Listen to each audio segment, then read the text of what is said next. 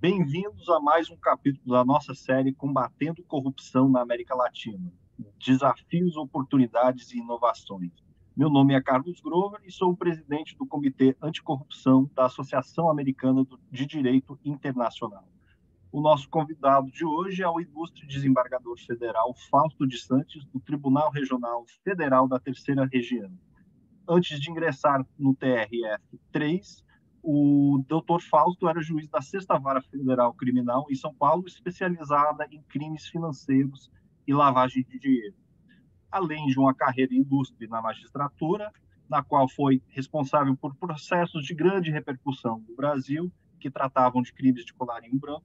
O Dr. Fausto é um escritor extremamente prolífico também, tendo publicado mais de 40 livros em vários países, endereçando uma ampla gama de assuntos, incluindo corrupção e lavagem de dinheiro em diferentes contextos. Por exemplo, no mundo de esportes, no ramo imobiliário, no agronegócio e na arte, bem como publicações sobre lavagem de dinheiro facilitada pelo uso de tecnologia. No último mês, o Dr. Fausto publicou seu livro mais recente, Fighting Wars Through Anti-Money Laundering Policy, que foi o resultado de um período de 4 meses que ele passou na Universidade de Syracuse, em Nova York. O livro, em inglês, está disponível para compra na Amazon. Dr. Fausto, bom dia, e antes de qualquer coisa, gostaria de agradecê-lo por seu tempo e parabenizá-lo também pela publicação do seu novo livro.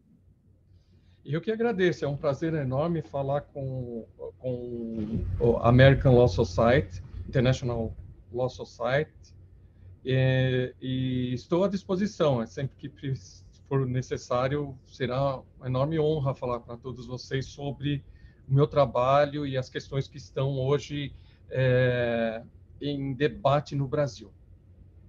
Perfeito. E antes de entrar no nosso tema principal, né, hoje, que é o seu novo livro, achei que justamente, né, seria interessante conversar um pouco sobre o cenário atual do combate à corrupção no Brasil. Né?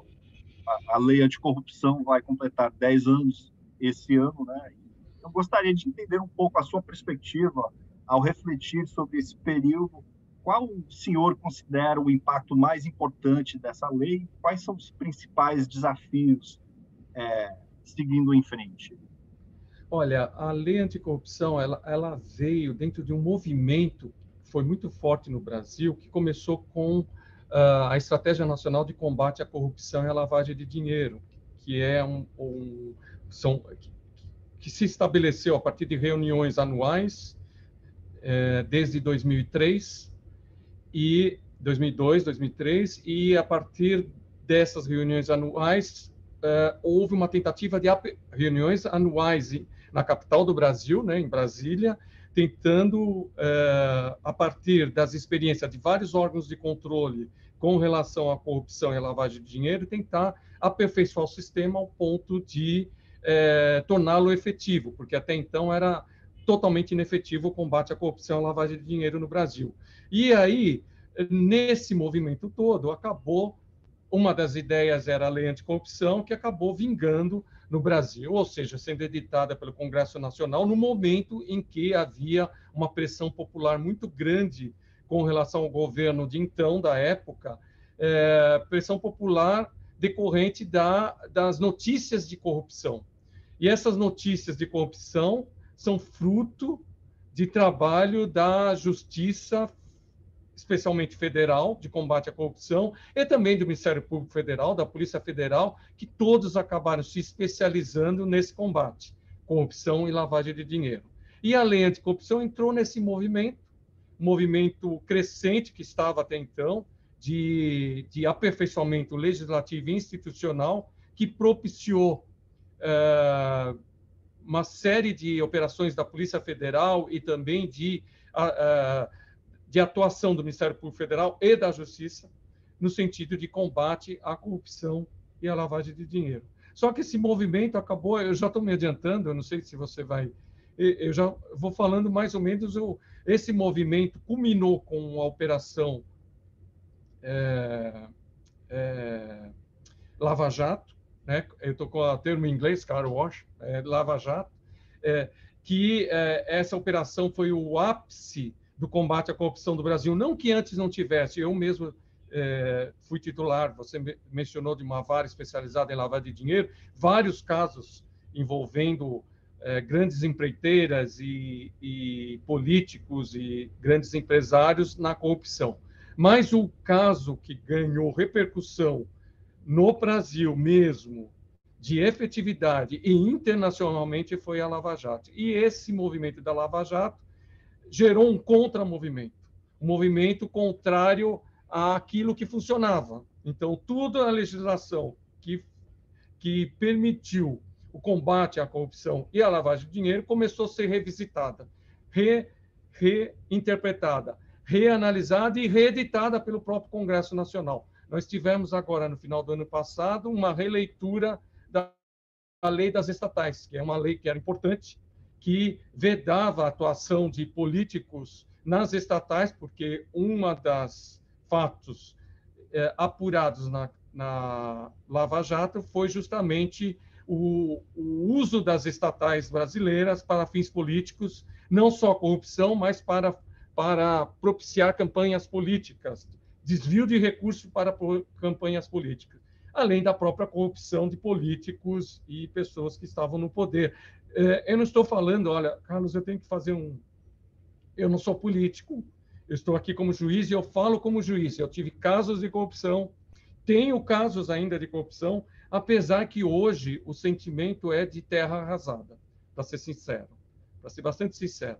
O sentimento dos juízes criminais sérios de quererem desejarem um país melhor, de combate à corrupção, é um sentimento ruim, porque tudo está sendo desfeito ou por reinterpretação jurisprudencial das cortes superiores, ou por desfazimento da legislação, ou por perseguição daqueles que atuaram no combate à corrupção. Nós temos caso de mais de 10 procuradores federais do Ministério Público Federal que estiveram participando das forças-tarefas de combate à corrupção, que estão sendo punidos.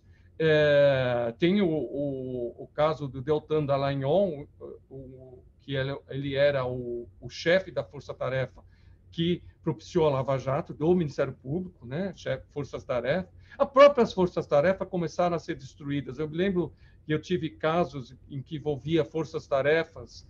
Quando eu falo forças-tarefa, era Ministério Público, Tribunal de Contas da União, que é o tribunal que audita as contas, né, do Poder Legislativo brasileiro, federal, e também a Receita Federal, Banco Central. Todas essas forças-tarefa acabaram sendo minadas na sua credibilidade a partir das cortes superiores. Começaram a questionar a atuação de forças-tarefa, quando isso é o básico na literatura internacional, na doutrina internacional, que é o que é forças-tarefa, a não ser a cooperação. Cooperação doméstica.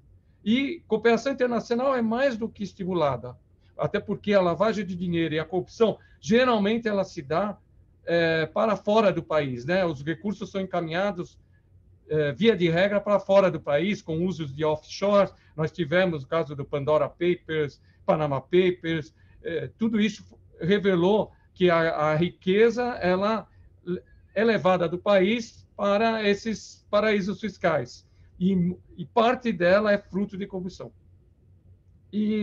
Então, pois não, pode continuar. Não, eu te perguntar se o senhor vê esse retrocesso como sendo uma coisa permanente ou algo do momento. É uma reação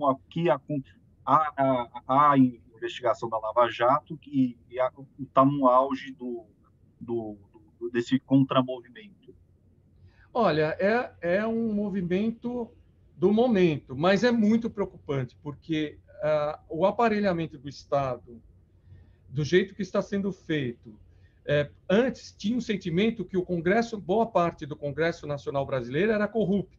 Houve o caso do Mensalão, é um caso envolvendo corrupção de políticos brasileiros, que o governo de então, para se manter no poder, eu estou explicando, não sei se é o caso, porque eu não sei qual é o seu público, mas o governo de então, para se manter no poder, ele pagava os políticos para os seus projetos de interesse governamentais, e isso gerou um processo no Supremo Tribunal Federal, porque aqui no Brasil os políticos têm o foro por prerrogativa de função, um foro específico, e o Supremo é que julga, não é a primeira instância. Isso vale tanto para os políticos de Brasília quanto ao Poder Executivo, o presidente da República.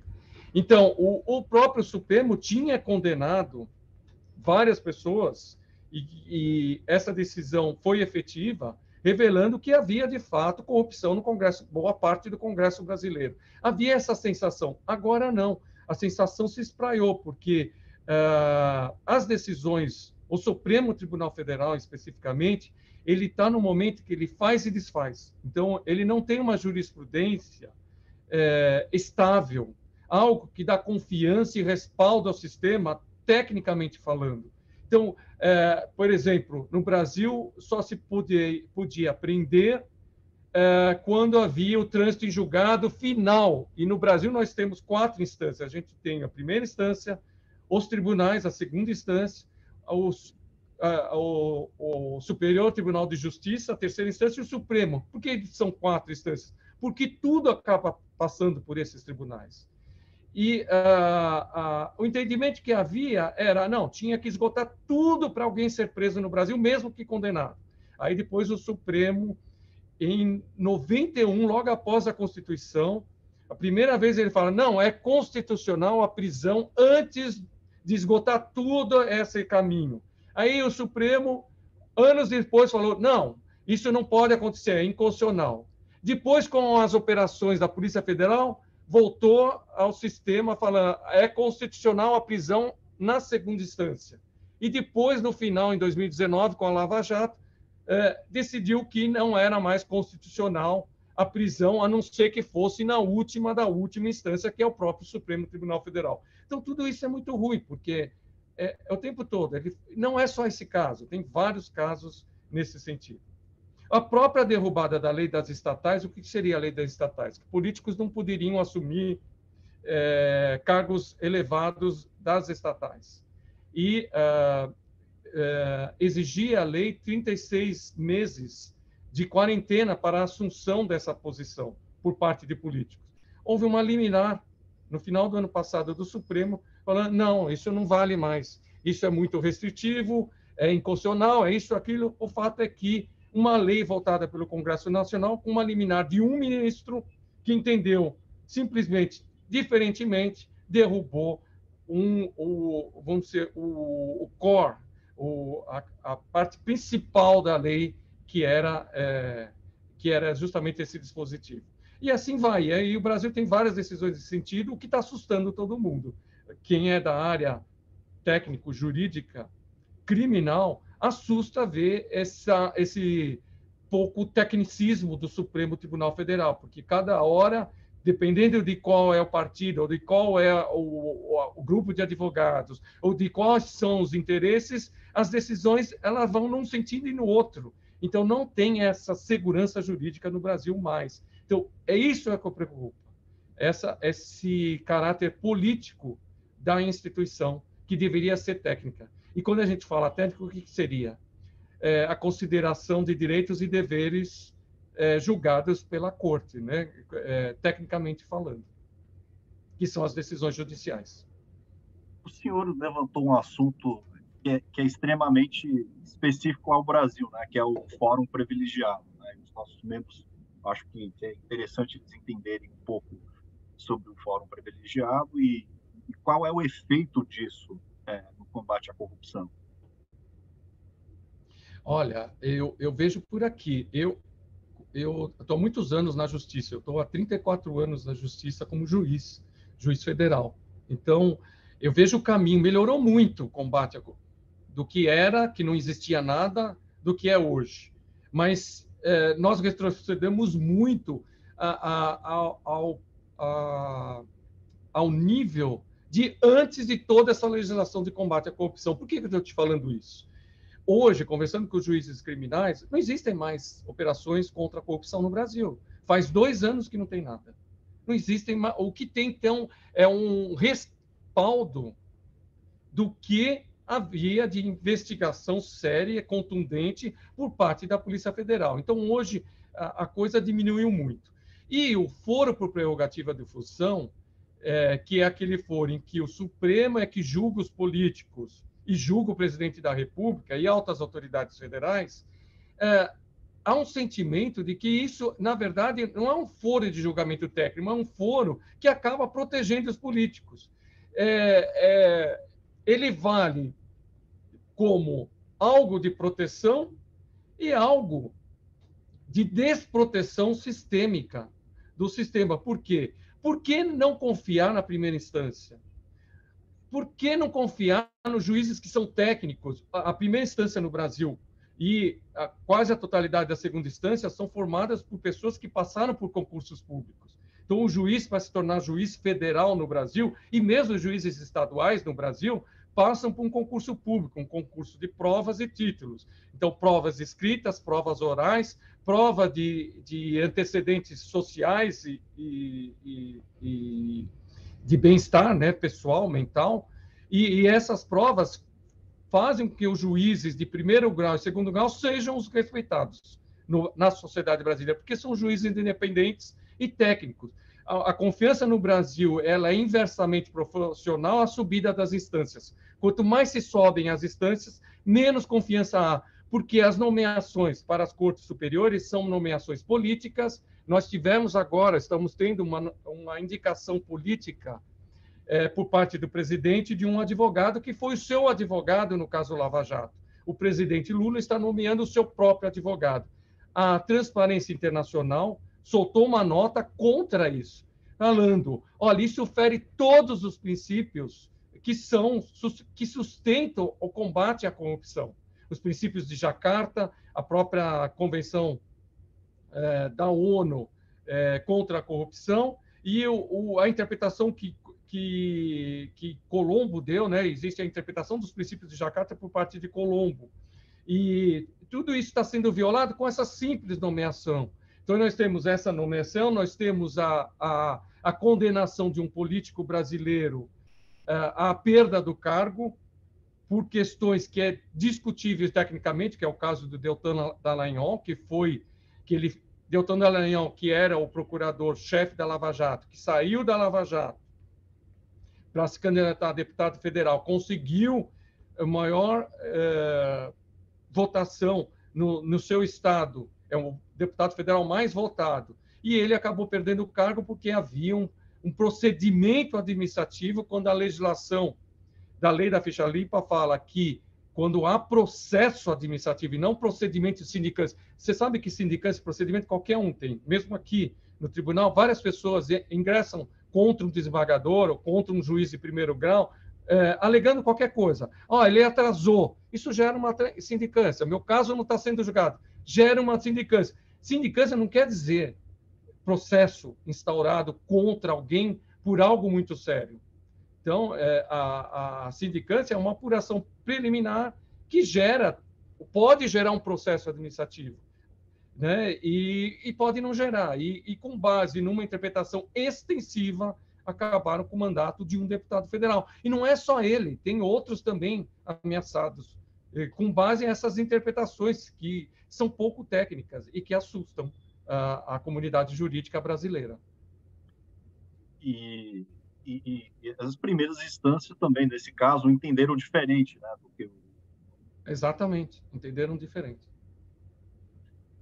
Um assunto também que é muito debatido no Brasil, acho que no momento atual, né, é o uso de delações premiadas em casos de corrupção. A delação premiada não é uma coisa nova no Brasil, né, tem desde os anos 90, mas agora que esses acordos começaram a ser utilizados com mais frequência em casos relacionados a crimes financeiros, tem sido alvo de críticas, né? Eu acho que, particularmente, de alguns criminalistas que alegam, né, que denúncias do Ministério Público são baseadas em delações premiadas, sem o devido suporte de evidências. O senhor acredita que as salvaguardas em vigor são suficientes para garantir que esses acordos sejam utilizados de maneira adequada e consistente com os direitos fundamentais? Olha, Carlos, eu vejo da seguinte forma: as primeiras delações premiadas foram feitas na minha vara, na sexta vara, que eu era titular. Como começaram as delações no Brasil? Já estava na legislação que o réu teria uma diminuição de pena caso colaborasse com a justiça, mas isso ninguém colocou em prática. Um advogado chegou até mim, olha, doutor Fausto, como eu faço para o meu cliente ter uma pena diminuída? Eu falei, simples, converse com o Ministério Público, veja se entram num acordo. Foi assim que começou. E o advogado falava, mas o senhor não vai participar? Eu falei, não, eu não assino acordos, porque o Paraná, que também estava começando a fazer os acordos de delação premiada, o juiz assinava o acordo. E na sexta vara eu falei, eu não assino, eu assino sentença, eu dou sentença, assino sentença. Se os senhores entrarem num acordo, eu faço uma audiência homologando esse acordo, ou seja, dizendo, ó, esse acordo tem validade jurídica desde que cumprido a colaboração de forma efetiva, desde que o réu se comprometa a dar a prova daquilo que ele alega, né? E, bom, é assim que começaram as delações. As delações propiciaram uma série de investigações. Você sabe que crime organizado você só apura quando alguém de dentro relata os fatos, porque senão fica tudo escondido. Quem corrompe, esconde. Ninguém quer revelar o delito. E geralmente são pessoas, um esconde o outro, né? Até que um resolva falar, porque é descoberto, enfim. Então, as delações são absolutamente necessárias. E, com isso, várias operações começaram com isso, ter um contramovimento, tentando destruir o Instituto, quando o Instituto é absolutamente válido, respaldado em provas, e alguns casos começaram a ser destruídos, por exemplo, falando, como aconteceu agora recentemente, o presidente da Câmara Federal, o Supremo derrubou a denúncia, alegando que ela estava respaldada numa delação. Só que quando você olha o caso, não há só delação. Existem investigações junto com a delação premiada. Mas, com base nessa interpretação que é justa, quando eu era juiz, falava, o juiz não pode ser orquestrado. Às vezes é uma briga entre réus, dentro da organização criminosa. Um quer delatar o outro, vinha na justiça e falava, vou usar o judiciário. Então, eu sempre tive essa preocupação, antes da lei anticorrupção, disciplinar e determinar que a delação tem que vir acompanhada com outras provas. Mas, às vezes, a gente vê que as decisões são manipuladas ao ponto, não vou falar manipuladas, mas, melhor dizendo, são dadas sem aquele apuro que todos esperam. Ou seja, olha, não é só delação premiada, tem delação. Assim aconteceu, vou te dar um exemplo, o caso da Castelo de Areia, que eu era o juiz que estava lidando com esse caso. A Operação Castelo de Areia era a operação antes da Lava Jato. Era a Lava Jato antes da Lava Jato. Apurava também uma rede de empreiteiras que desviavam recursos em favor de políticos e desvios de dinheiro, etc, etc, etc. Exatamente a Lava Jato. E ela começou com delação premiada, começou com denúncia anônima, começou com a polícia acompanhando um doleiro, né, que é aquele que transaciona ilegalmente, né, fora da formalidade, os dólares no país, o que é ilegal no Brasil, acompanhava a entrada e saída desse doleiro numa determinada empreiteira. E juntando isso com delação premiada, com a denúncia anônima, na delação premiada, o próprio delator falava, eu era o doleiro que fazia para essa empresa. Agora quem está fazendo é fulano. Então a polícia acompanhou. Tudo isso gerou a Castelo de Areia. E que foi destruída, alegando, olha, denúncia anônima não cabe para a interceptação telefônica, quando tinha várias. Então, às vezes, a jurisprudência pega um dado e não pega e mesmo nas informações, as informações que foram solicitadas a mim, revelando, é chato ficar falando em termos pessoais e caso concreto, mas eu estou falando há exemplos no Brasil, não só do meu caso que eu julguei, que a jurisprudência ela é titubeante, então ela não é firme, e às vezes ela quer denigrir um instituto que é absolutamente válido e correto, e tenta manipular os fatos para que dê uma determinada interpretação que é legítima, ou seja, só a delação premiada não pode iniciar nenhum processo, mas muitas vezes não é só isso, e a jurisprudência e as decisões judiciais teimam em falar num sentido. e falta esse contra-argumento. Talvez o Ministério Público fazer uma atuação mais contundente e mostrar para a população, olha, a decisão não está correta, apesar de ser de cortes superiores. Não, e aí interessante, então, você descreveu aí uma avaliação do contexto todo, né? E que a crítica, às vezes, pega uma parte e esquece do resto para fazer a crítica, né? Sobre... E, olha, só complementando mais um ponto, a delação premiada, ela foi tão eficaz no Brasil que destruíram com a lei anticrime. Agora, por exemplo, tudo é objeto de acordo no Brasil. Então, instituíram o acordo de não persecução penal. O que é isso? Todo réu que deseja confessar, ele não tem mais pena privativa de liberdade, ele negocia a sua pena. Ou seja, ele não precisa mais delatar ninguém. Basta a simples confissão hoje no Brasil. Não, é claro que a lei determinou um limite, ou seja, quando a pena mínima no Brasil for inferior a 4 anos, todo o crime é passível de negociação e basta a confissão para ter os mesmos efeitos de uma delação, ou seja, pena não privativa de liberdade. Só que, para o Brasil, uma pena inferior a 4 anos como pena mínima é uma pena super elevada. Quase todos os crimes de corrupção estão dentro. Então, toda pessoa que confessar sem delatar ninguém obtém o mesmo resultado que uma delação premiada. Então, a delação premiada, por si só, se esvaziou. Um advogado veio aqui recentemente e falou, doutor Fausto, não tem mais casos, não tem mais delação. Eu falei, claro, passaram uma lei como essa. Claro, fica sempre combatendo o juiz que trabalha seriamente e ficam desvirtuando os fatos para que tenha um resultado favorável aos réus, em detrimento de uma sociedade inteira. Olha, eu não estou falando porque eu sou contra réus, eu já ouvi muito, viu, Carlos? Eu absolvo muito também, eu condeno também. Eu, como juiz, aqui no tribunal, é claro, é diferente, a gente revê uma condenação, uma absolvição, mas tem o foro por prerrogativa de função também. O tribunal julga prefeitos, né? O Brasil tem essa excrescência, né?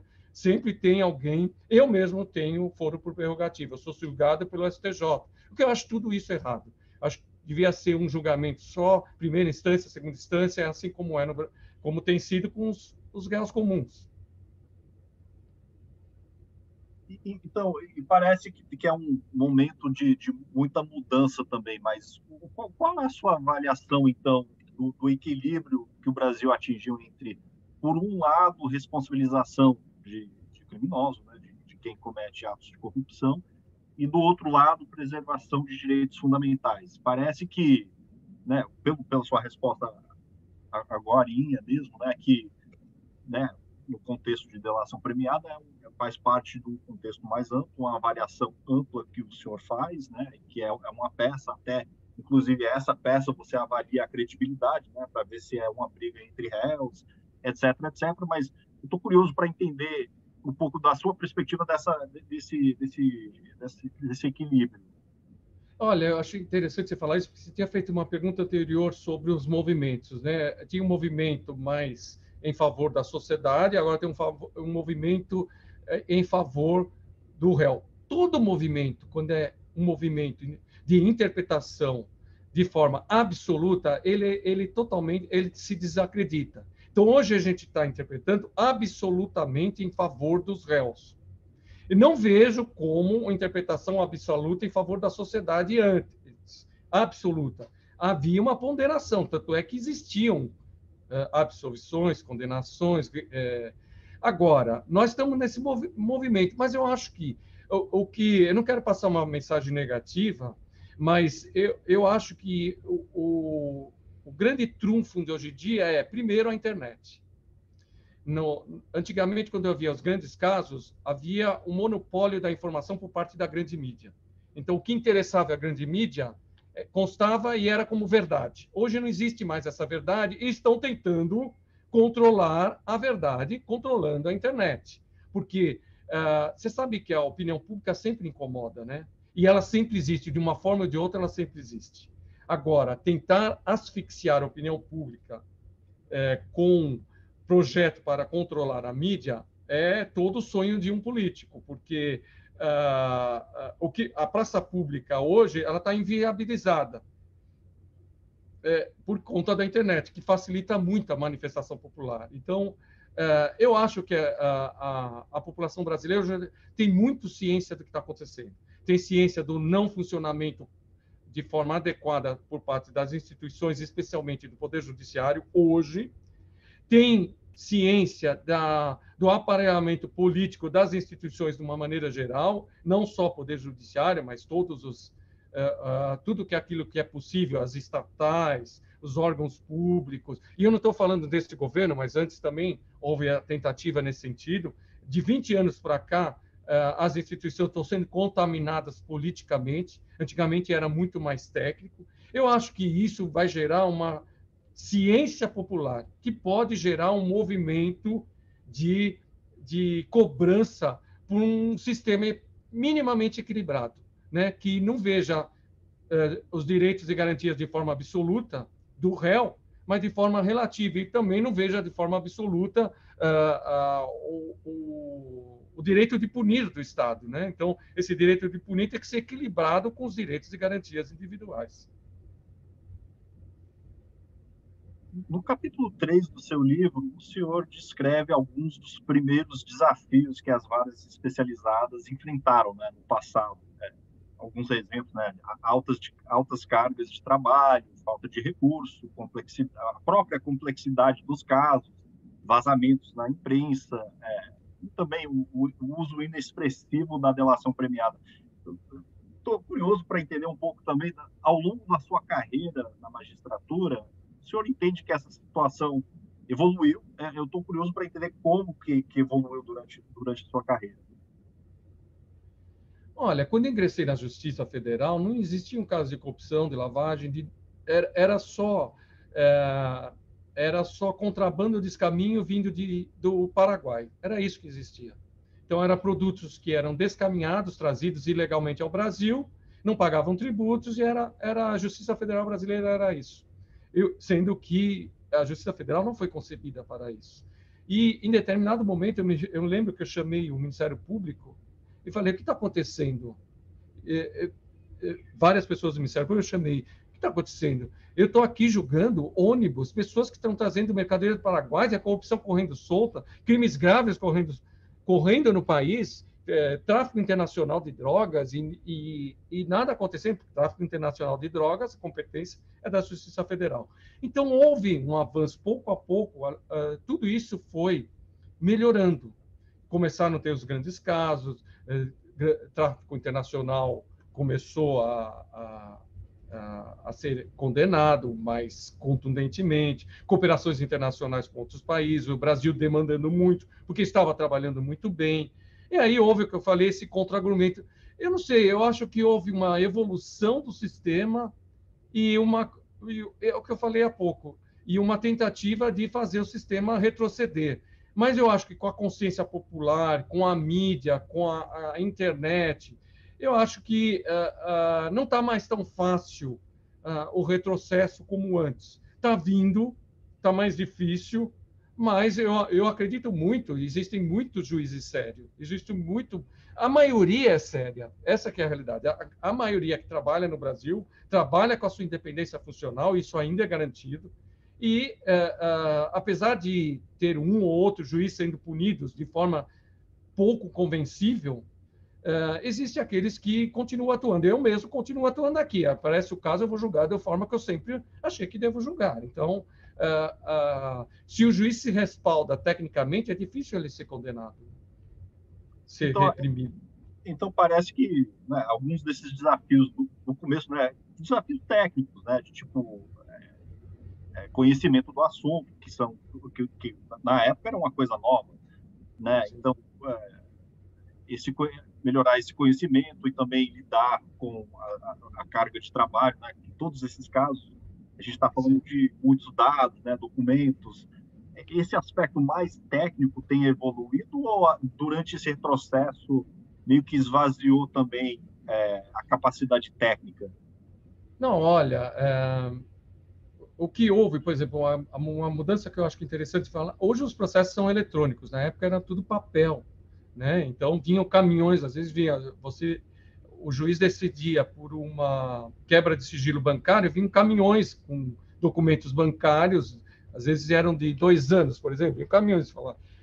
Hoje existem recursos, instrumentos muito melhores à disposição dos operadores do direito, do Ministério Público, da Receita. A Receita Federal é muito informatizada, então ela é muito integrada também com outros órgãos de controle, então está mais fácil descobrir. Eu acho que o que está mais complicado, eu acho, é as pessoas estarem mais envolvidas e comprometidas com a verdade, a ponto de terem a coragem de decidirem sem temer por seus cargos. Então, hoje há uma certa preocupação com isso. A própria Transparência Internacional ela se posicionou com relação a condenações de promotores no Brasil, né? A diminuição das forças-tarefas do Brasil, porque tentou-se desacreditar um instrumento que é absolutamente necessário e legítimo. Mas eu acho que isso vai ser retomado em algum momento, porque a população está cobrando isso. E uma hora isso tem que acontecer. Uma última pergunta aqui nesse assunto, eu quero falar sobre o livro, né? Mas o papo aqui tá bom, então eu vou aproveitar e fazer mais uma última pergunta aqui. Mas um ponto que você levanta no livro, diversas partes, você discute, né, o papel do setor privado, né, cooperando com as autoridades para combater a corrupção. Um dos mecanismos no Brasil, obviamente, é o acordo de leniência.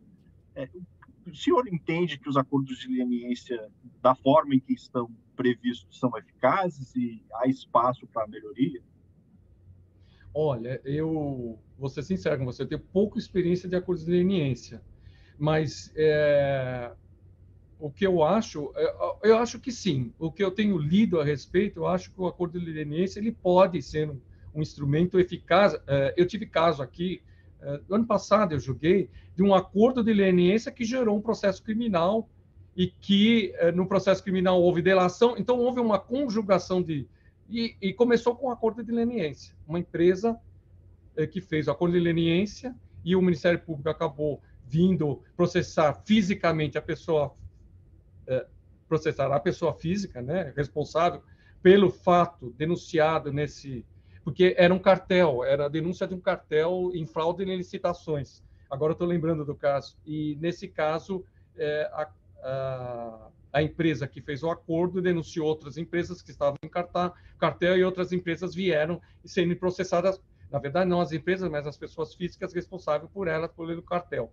E isso acabou sendo levantado, houve delação premiada. Então, eu achei que funcionou. O acordo de leniência permitiu o combate à corrupção. Mas quando eu falo do setor privado, eu quero falar também do compartilhamento de informações. O Brasil é muito refratário ao compartilhamento de informações entre pessoas do setor privado com o setor público, porque se alega que isso é questão de sigilo.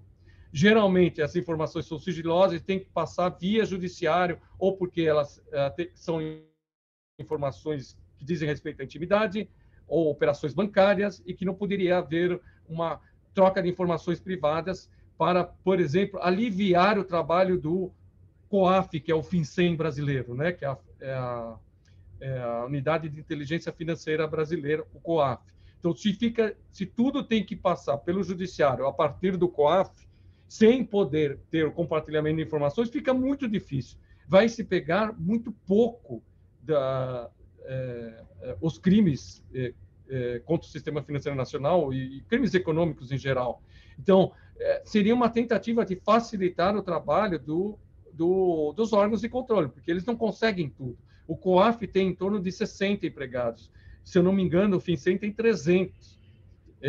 Eu sei que os Estados Unidos é muito mais poderoso economicamente, mas o FinCEN tem muito poder de punição e de atuação. E o COAF brasileiro está limitado por uma interpretação judicial do Supremo Tribunal Federal, que fala que o COAF só pode receber informação. Não pode ter nenhuma atividade ativa de prospecção e de aprimoramento dessa informação. Ele tem que pegar essa informação e repassar a órgãos de controle, como se fosse um órgão sem nenhuma capacidade de apuração preliminar. Houve uma tentativa de falar, olha, a não ser que seja uma complementação necessária para que o COAF repasse a informação ao Ministério Público.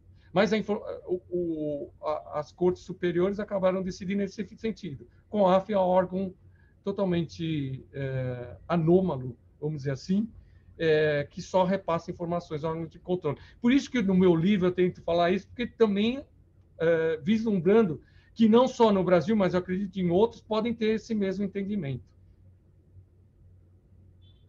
Então, entrando em mais detalhe aqui no livro, né, Fighting Wars Through Anti-Money Laundering Policy, de forma geral, né, o seu livro é sobre a aplicação de leis penais locais, mais especificamente leis de combate à lavagem de dinheiro, a crimes de guerra que violem o direito internacional.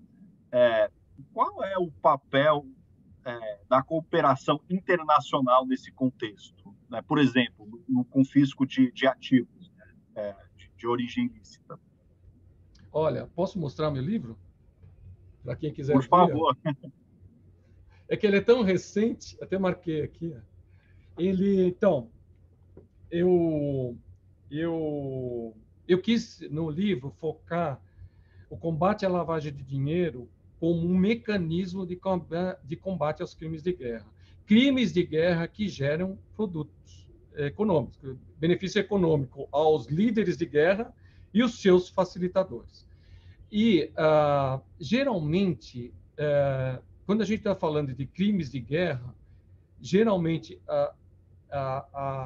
o benefício econômico que esses crimes trazem, eles não ficam no seu próprio país. Eles usam... os crimes de guerra, muitas vezes, são combatidos internacionalmente com sanções. Então, essas sanções econômicas, elas são ludibriadas com o desvio desses recursos por outros mecanismos. E esses mecanismos, geralmente, o uso de criptomoeda, uso de paraísos fiscais. Na verdade, é a lavagem de dinheiro realizada para que a pessoa não seja sancionada criminalmente ou com base nas sanções de segurança tomadas pela ONU, por exemplo. Então, o combate disso, porque está se usando internacionalmente o sistema, como foi revelado no Pandora Papers, foi revelado em 2019, que para combater a sanção de não utilização do sistema SWIFT bancário, houve desvio de recursos e houve tentativa de compra de autoridades internacionais para que essas sanções não fossem efetivadas, a sanção de não utilização da SWIFT. Então, a cooperação internacional é absolutamente necessária para a descoberta desses mecanismos. Cada vez mais vão ter que se valer da inteligência artificial para descobrir quem estão atrás dessas pessoas, quem são o que seriam os PEPs, que eu falo também no livro, pessoas que tenham uma colocação politicamente importante, que devem ser acompanhadas, suas transações devem ser acompanhadas de perto, e também a tentativa de camuflagem das suas transações, né, para camuflagem das transações para não permitirem o sancionamento, por exemplo, da ONU nesses casos. Eu não sei se eu esclareci. E o livro, ele tenta falar, olha, existe um mecanismo, a lavagem de dinheiro, e aquele que não combate a lavagem de dinheiro, que os crimes de guerra são antecedentes da lavagem de dinheiro por força da recomendação 3 do GAFI. São crimes graves. E, geralmente, esses crimes graves geram penas elevadas e o usufruto econômico disso levam à lavagem de dinheiro. Então, aqueles que não punem a lavagem de dinheiro devem ser responsabilizados. Nós temos uma legislação brasileira nesse sentido, internacionalmente, os países, a totalidade, existem normas de combate à lavagem de dinheiro, mas aqueles que deixam de agir para o combate à lavagem de dinheiro podem ser processados por isso. No Brasil, nós temos uma regra no Código Penal que fala aquele que não evita aquilo que deveria ser evitado responde pelo crime como se tivesse cometido, como se tivesse agido concretamente na prática do delito. Aquele que deixa de evitar esse crime pode ser responsabilizado por ele. Isso existe no Brasil, existe em outros institutos em outros países também nesse sentido. Então eu falo, olha, usemos a lavagem de dinheiro para combater a guerra, porque não é possível só com os instrumentos de guerra, com o uso do direito internacional, não tem sido suficiente. É uma tentativa de se valer de um instrumento a mais para deter essa criminalidade, que é muito importante, né, e triste. O senhor já tocou nesse assunto, né? Mas um ponto que você destaca muito no livro também é que o crime organizado transnacional está constantemente inovando, né? E aproveitando de áreas cinzentas para lavar os frutos de crimes cometidos por essas organizações criminosas, né? O que o senhor vê como a maior área cinzenta que está sendo explorada por tais organizações? Não, áreas cinzentas, por exemplo, quando a gente fala de... Tem várias áreas cinzentas. A gente pode falar do jogo, por exemplo. Apostas. Apostas, eu estou falando de lavagem. Lavagem em apostas de jogos. Apostas, tem países que recriminam, tem países que é legalizado, outros não. Então, isso é uma área cinzenta. Se um país permite e outro não, por exemplo, o Brasil não permite. Mas, ao mesmo tempo, o que fazem os empresários que querem utilizar de apostas de uma maneira, entre aspas, legal? Eles estabeleceram suas empresas em paraísos offshore, onde apostas são permitidas, e atuam no Brasil. Então, os patrocinadores são brasileiros, os empregados são brasileiros, toda ação é feita no Brasil, só que a empresa é estrangeira. E não vale a lei brasileira. Apostas é uma. Criptomoeda é outra questão. Se um país regula, outro não. E qual a forma de melhor regular? Porque isso tem sido um facilitador da lavagem de dinheiro. Outra questão, por exemplo, advogados. Advogados no Brasil não têm obrigação de comunicar operações suspeitas. E isso é uma das preocupações do GAFI com relação ao Brasil. O Grupo de Ação Financeira Internacional está preocupado com isso.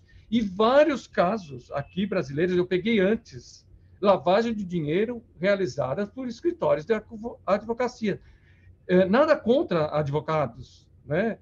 Existem bons e maus profissionais em qualquer lugar, como existe na advocacia, existe no Ministério Público, existem juízes bons e ruins, mas por que não fazer essa obrigação de comunicação suspeita de forma que não violem, claro, a relação cliente e advogado quando colocada perante os tribunais. É claro, uma relação de confiança, de sigilo, essa tem que ser protegida. Mas fora daí, por que não obrigar a operação suspeita? Nós tivemos casos aqui de advogados sendo usados, colocaram uma placa de advogados, escritório de advocacia em frente de uma empresa, um grande caso de corrupção no Brasil, justamente para não ser objeto de busca e apreensão em qualquer ação contrária, porque os escritórios de advocacia no Brasil têm um disciplinamento próprio que evita qualquer ação estatal. Então, essa maneira de evitar, às vezes, estimula a prática criminosa. Tem que ser repensado.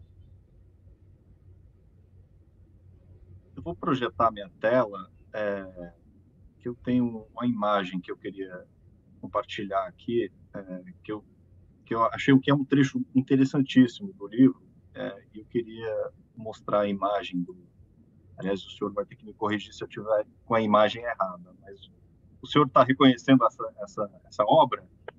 O senhor discute um pouco essa obra no livro, né? Você explora esse tema da importância de considerar as vítimas quando determinando o que fazer com os ativos que são recuperados, né? E o trecho que o senhor inclui é justamente esse, né? Que da estátua da deusa da engenharia do artista Galileu Emendabaili, que hoje essa estátua está no parque público em São Paulo, né?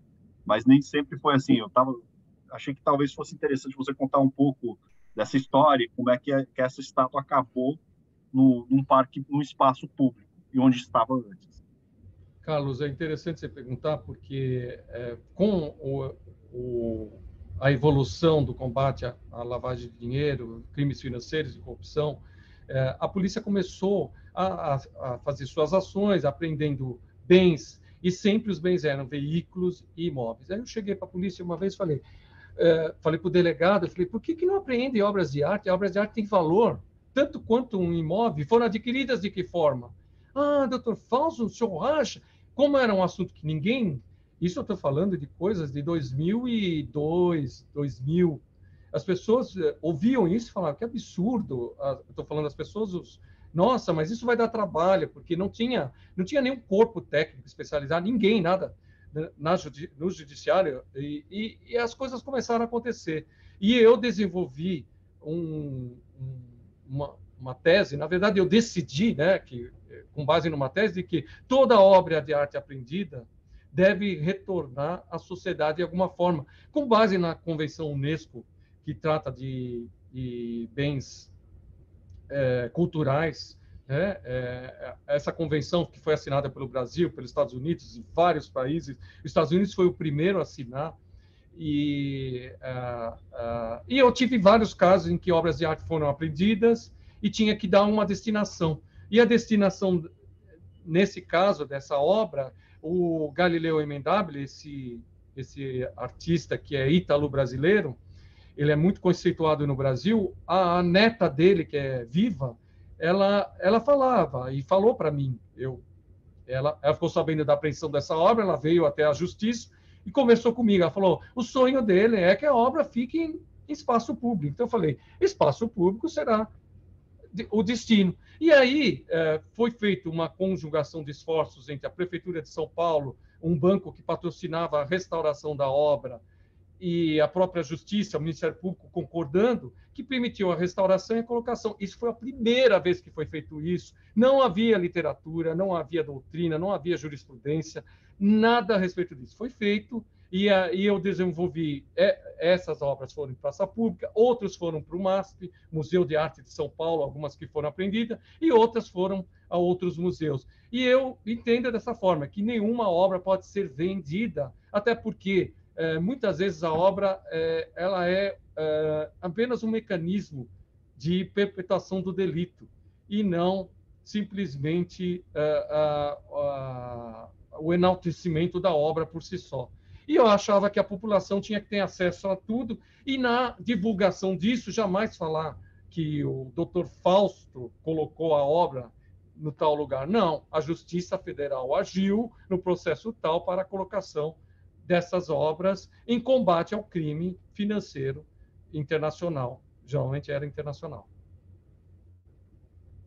Eu queria compartilhar porque eu achei a tela, porque eu achei assim, um dos vários exemplos da vida real que você inclui no livro, que eu acho que o livro fica mais rico por isso, né? Então eu queria compartilhar pelo menos um exemplo, né? Mas olha, eu sei que o tempo está curto, né? Mas eu queria agradecer ao senhor, né, pelo seu tempo, e gostei muito, e dizer também que eu gostei muito do livro que eu li em preparação para a nossa conversa de hoje, e como eu mencionei no começo, né, o livro está disponível no Amazon, para quem estiver interessado.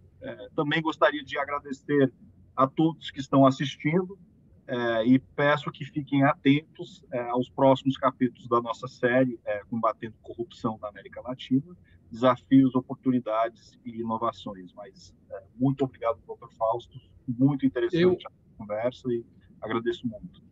E olha, o que eu falei, viu, Carlos, só para terminar, tem um estudo da Georgetown sendo feito atualmente. Nós estamos, vários países nesse sentido, de estudar a corrupção na América Latina. Então, México, Brasil, Venezuela, Argentina e Colômbia. Não tem Venezuela. México, Brasil, Argentina e Colômbia. E o grupo está chegando à mesma conclusão. Tudo é muito importante, mas o judiciário em si tem uma importância absoluta no combate à corrupção. Quando eu falei no passado, eu falava o judiciário combate a corrupção, eu fui muito criticado internamente pelos próprios juízes, que falava o juiz não combate a corrupção. Combate quando condena. É claro, quando absolve, ele não está combatendo a corrupção, porque não houve corrupção. Mas quando ele condena, ele está combatendo a corrupção. Olha, muito obrigado, estou sempre à disposição. É um prazer falar para você e seus ouvintes. Muito obrigado, então, e até a próxima. Até a próxima. Abraço.